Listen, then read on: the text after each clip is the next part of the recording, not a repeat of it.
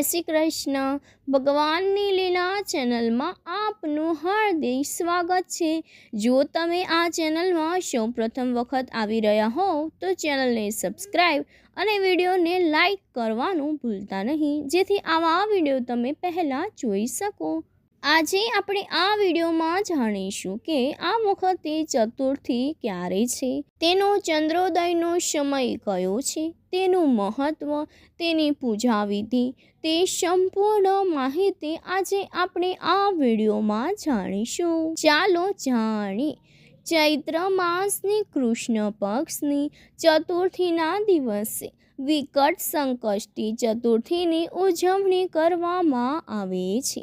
मानवामां आवे छे के संकष्टी चतुर्थीना दिवसे गणेशजीनी पूजा करवाथी तमाम मनोकामना पूर्ण थाय छे। आ चतुर्थीना नामनी जेम ज ते व्यक्तिना तमाम प्रकारना विकटने विघ्नोने दूर करे छे। संतानोना जीवनमां आवनारी तमाम समस्याओने पण दूर करी दे छे। आ व्रत लगन जीवनमां वधी रहेला तणावने पण दूर करे छे। संकष्टी व्रत में चंद्र पूजानो पण खूब महिमा छे। विकट संकष्टी चंद्रदेव ने अर्घ्य अर्पण करवाथी मानसिक तणावथी साधकने मुक्ति मळी जाय छे। विकट संकष्टी चतुर्थीना अवसरे कई भूल ना करवी जोईए। तो तिथिनी शरूआत 27 एप्रिल 2024 ने सवारे 8 वागे અને 17 મિનિટથી શરૂ થશે, જે तिथि पूर्ण 28 एप्रिल 2024 ने सवारे 8 वागे અને 21 મિનિટે સંપૂર્ણ થઈ જશે। એટલે કે 27 એપ્રિલ શનિવારના રોજ સંકટ ચોથ છે અને ચંદ્રોદયનો શુભ સમય રાત્રે 10 વાગે અને 15 મિનિટનો છે, પરંતુ અમુક ગામો અને શહેરોમાં અલગ અલગ સમયે ચંદ્રોદય થાય છે। આ વ્રતમાં ભગવાન ગણેશજીના ઉગ્ર સ્વરૂપની પૂજા કરવાની પરંપરા છે। ભવિષ્ય પુરાણમાં એવું પણ કહેવામાં આવ્યું છે કે સંકષ્ટી ગણેશ ચતુર્થીનું વ્રત કરવાથી દરેક પ્રકારની પરેશાનીઓ દૂર થાય છે અને વ્યક્તિને ધર્મ, ધન, મોક્ષ, જ્ઞાન, ધન અને સ્વાસ્થ્યની પ્રાપ્તિ પણ થાય છે। તો જલંધર નામના રાક્ષસનો નાશ કરવા ભગવાન વિષ્ણુએ તેમની પત્ની વૃંદાને પવિત્રતાનો નાશ કર્યો। તેમાંથી એક રાક્ષસનો જન્મ થયો। તેનું નામ કામશૂર હતું। શિવની આરાધના કરીને કામશૂરને ત્રણેય લોક જીતવાનું વરદાન મળ્યું। આ પછી અન્ય રાક્ષસોની જેમ તેમણે દેવતાઓને ત્રાસ આપવાનું શરૂ કર્યું। દેવતાઓએ ગણેશજીનું ધ્યાન કર્યું ત્યારે ભગવાન ગણપતિએ વિકરાળ સ્વરૂપ ધારણ કર્યું। આ સ્વરૂપમાં ભગવાન મોર પર બેઠેલા જોવા મળ્યા હતા। તેમણે દેવતાઓને નિર્ભયતા આપીને કામશૂરને હરાવ્યો હતો। તેથી મોરની સવારીવાળું વિકટ રૂપ છે। એવું કહેવાય છે કે વિકટ હરશે વિકટ સંકષ્ટી ચતુર્થી। તો વિકટ સંકષ્ટી ચતુર્થીના અવસર પર ભગવાન ગણેશજીની સાથે માતા ચોથની પણ પૂજા કરવામાં આવે છે। માન્યતા અનુસાર વિકટ સંકષ્ટીનું ખાસ પૂજન અત્યંત ફળદાયી બની રહે છે। તે સંતાનોના જીવનમાં આવનારી તમામ સમસ્યાઓને દૂર કરી દે છે। આ વ્રતનો પ્રતાપ એવો છે કે તે લગ્ન જીવનમાં વધી રહેલા તણાવને પણ ખતમ કરી દે છે। જો તમે વિકટ સંકષ્ટીનું વ્રત કરો છો, એટલે કે વિધિસર ઉપવાસ રાખો છો, તો તમારા ઘરની તેમજ વ્યવસાય સંબંધિત તમામ સમસ્યાઓ પણ દૂર થઈ જાય છે। વિકટ સંકષ્ટીએ ચંદ્ર દેવતાને अर्घ्य अर्पण करवाथी मानसिक અને આત્મિક તણાવથી સાધકને મુક્તિ પણ મળી જાય છે।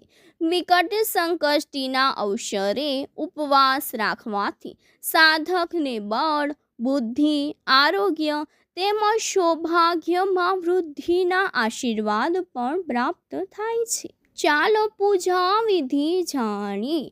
તો તે દિવસે સવારે સ્નાન કર્યા બાદ સ્વચ્છ વસ્ત્ર ધારણ કરવું.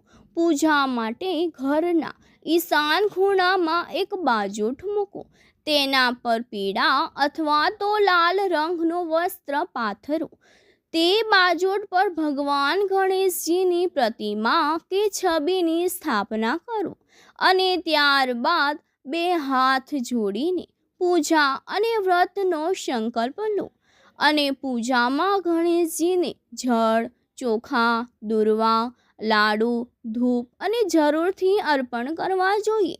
પૂજા સમયે ઓમ ગમ ગણપતે નમઃ મંત્રનો જાપ પણ સતત ચાલુ રાખવો જોઈએ. કેળનું એક પાન લો. તે પાન ઉપર કંકુથી સાથિયો બનાવો. સાથિયાના આગળના ભાગ પર ઘીનો દીવો પ્રજ્વલિત કરો. સંકષ્ટી ચતુર્થીનું વ્રત રાત્રે ચંદ્ર દર્શન બાદ જ ખોલવામાં આવે છે. એટલે કે ચંદ્રોદય પૂર્વે સાંજના સમયે પણ ગણેશજીની તમે પૂજા કરો.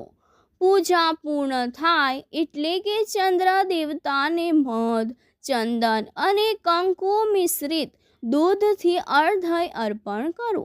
ગણેશજીની પૂજા અને ચંદ્ર દેવતાને અર્ઘ્ય અર્પણ કર્યા બાદ જ અન્નનું દાન કરવું જોઈએ.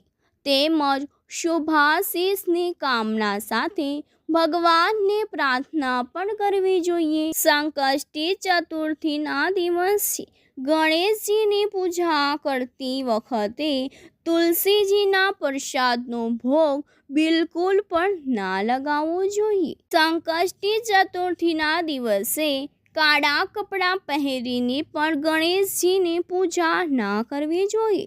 સંકષ્ટી ચતુર્થીના દિવસે લસણ, ડુંગળી અને દારૂનું સેવન પણ ના કરવું જોઈએ. સંકષ્ટી ચતુર્થીના દિવસે પારણા કરતાં પહેલાં ભોજન અને જળ અર્પણ કરવાને શુભ માનવામાં આવે છે.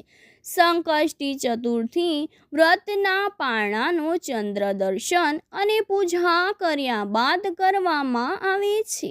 સંકષ્ટી ચતુર્થીના દિવસે અબોલ પશુને પરેશાન ના કરવા જોઈએ અને ઉંદરને તો બિલકુલ પણ ના મારવું જોઈએ. સંકષ્ટી ચતુર્થીના દિવસે તામસી ભોજનનું સેવન પણ ના કરવું જોઈએ. સંકષ્ટી ચતુર્થીનું મહત્વ શું છે? તો ભગવાન ગણેશને તમામ દેવોમાં સૌપ્રથમ પૂજવામાં આવે છે. માન્યતા છે કે આ દિવસે વ્રત રાખવાથી ઘરમાંથી સમસ્યાઓ પણ દૂર થાય છે અને જીવનમાં સુખ શાંતિ આવે છે. સાથે જ તમામ મનોકામના પણ પૂર્ણ થાય છે. સંકષ્ટી ચતુર્થીના દિવસે ઉપવાસ કરવાથી સાધકને શક્તિ, બુદ્ધિ, આરોગ્ય અને સૌભાગ્યની પ્રાપ્તિ પણ થાય છે અને સાથે જ સંતાનો પર આવતી વિપત્તિઓ પણ દૂર થઈ જાય છે. જો આ વિડીયો પસંદ આવ્યો હોય તો વિડીયોને લાઈક કરજો, મારી ચેનલને સબસ્ક્રાઈબ કરજો અને બેલનું આઇકોનને પ્રેસ કરવાનું ભૂલતા નહીં, જેથી આવા વિડીયો તમે સૌથી પહેલાં જોઈ શકો. જય શ્રી કૃષ્ણ, જય માતાજી અને કોમેન્ટ બોક્સમાં જય શ્રી ગણેશ લખવાનું પણ ભૂલતા નહીં.